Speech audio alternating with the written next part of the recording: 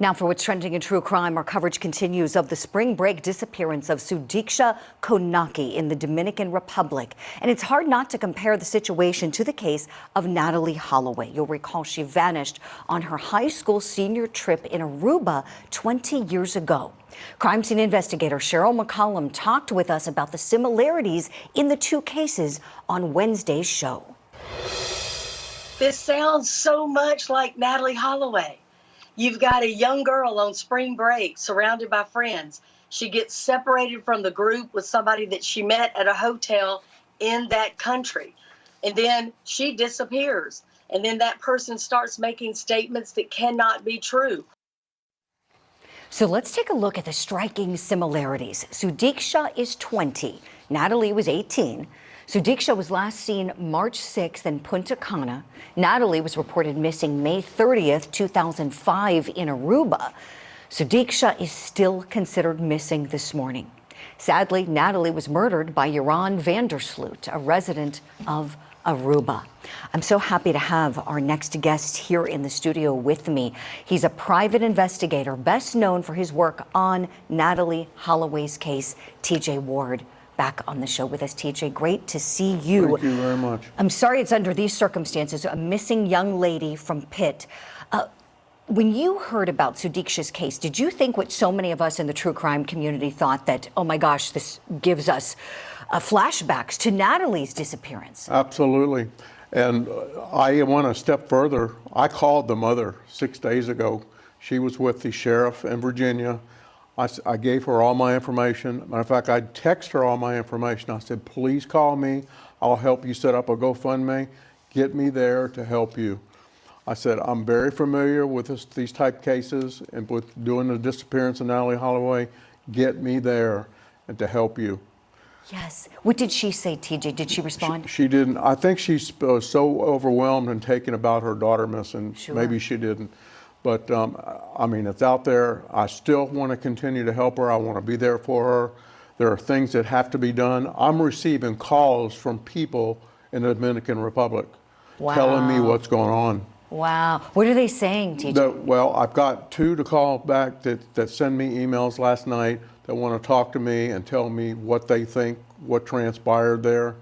We know that this country has been put on notice by the United States as a travel advisory with this. There's problems. There's problems in this country with rape, robberies, people being taken, kidnappings. So we have to take all that in consideration. And the goodness is that we got on this case very quickly, and we need to get there soon. I mean, I spent 18 years trying to get Jeroen van der Sloot and Deepak and Satish and following up with them, using the voice analysis on them. I know they weren't telling the truth. So finally, the end result, 18 years later, we get a little bit of the truth that came out of Jeroen van der Sloot's mouth for a deal to get his time here in the U.S. And Beth Holloway was very good about getting that done, along with Greta, and they went and convinced for them to bring him here to the U.S.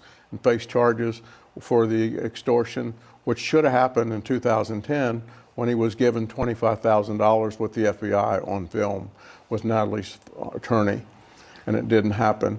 And then, of course, he went to Peru with Stephanie Flores, and she found out about this, and he killed her. Right. So he's got his 28 years he spent in a Peruvian prison, and then he's going to have to spend his 20 years here in Alabama in a federal system. Horrific crimes Jeroen van der Sloot committed. Yes. Tell me, in the investigation of Natalee Holloway's case, and I actually went back and pulled up some videos of you being interviewed. You were all over the media, really became very well known, back then for this case, TJ. And there was always speculation that, oh, could she have drowned? And it seems that here in Sudiksha's case, that was the initial thought of all those investigators in the Dominican Republic. Oh, this is a drowning. This is a drowning.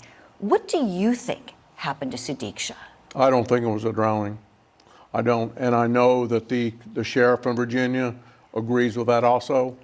This was not a drowning. Something transpired. She may be in the water, but she didn't do it on her own and drowned. What bothers me, this individual that was with her and last seen, who's now a person of interest, according to the federal government and also the sheriff in Virginia. I don't believe that the local law enforcement in the Dominican Republic want to believe that, and I know that because of tourism. They have the same thing that happened in Aruba. They had to hire somebody because of the tourism, and we don't want countries to have people being robbed, murdered, kidnapped, and all in countries when they go to visit. But the problem is with younger people. They think they got this satisfaction, they're going to be able to go party and drink and be on their own and so on. They're not thinking about the safety of what could transpire while they're there. Right. So that's the case right here and what's happened. That happened with Natalee Holloway. She didn't know who she was with or what she was with. And look what the end result is. Right. So we're back to square one. And this reminded me so much when I saw the beach and the water and person of interest and somebody missing. It's the same scenario 18 years. It really is, TJ. That I spent. It's eerie, Yes. eerily similar. These beautiful young ladies with their whole lives ahead of them. In Sudiksha's case, regarding that person of interest, Joshua Ribe, do you think he is where investigators should place their primary focus? The last person that was with her was him. So they have to target on him and interview him, and the story's changed already 3 or 4 times, and that's not good for him. And so if he is so-called the person of interest right now, a goodness is that the FBI's there now to help and assist the Dominican Republic law enforcement. Right. They have the experience, and they've got people there looking and trying to help them and get them where they need to be with this investigation. Right. I'm gracious that they're there. They did the same thing in Aruba. I met with them. I met with the Aruban authorities, with the FBI, and the goodness of them being there, it's going to be helpful maybe now and later down the road if this guy is implicated or what they need to get new information out of him. If he knows something, he needs to talk. It bothers me that he was on the beach with her that early in the morning, and before she was reported missing was hours later.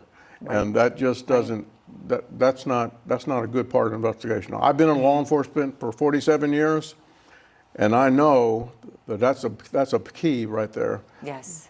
Yes, TJ. Tell me, do you still stay in touch with Natalee Holloway's family? And I'm just wondering if you may be connecting with them over this, because certainly they watch the news, and I'm sure something like this could be very triggering. I speak to Dave Holloway every week. You do? Every wow. week. Dave and I are very good friends now. You know, we did a TV show in 2017, The Disappearance of Natalee Holloway. Dave and I spent lots of time together, and we've become very good friends. So we have. You'll be talking about Sudiksha's I talked case. to him 2 days ago. Yes, and about this. I'm sure his heart is breaking. Well, please tell Dave Holloway and tell him to pass it along to the whole family that we still think of his beautiful daughter, and she's still remembered, and someone we're always going to remember here at Court TV. There are still things coming up about the Aruba case, and that's being looked at that we know about. Yes. Oh, we're going to have you back, TJ, to talk about that another day. We're out of time for today, but let's get a date on the calendar, and you can update us. I know our viewers would love to hear it. TJ Ward, you can follow him on social media. I hope you get a call back, and I hope they bring you in to get on the ground there. I hope the family calls me. I insist I will help them raise the money they need for us to go there. And but I may reach back out to the mother again and tell her.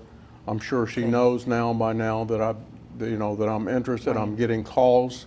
I'm getting information Keep us about. posted. Yes. Yeah, TJ Ward, you're awesome. Thank you so much for this.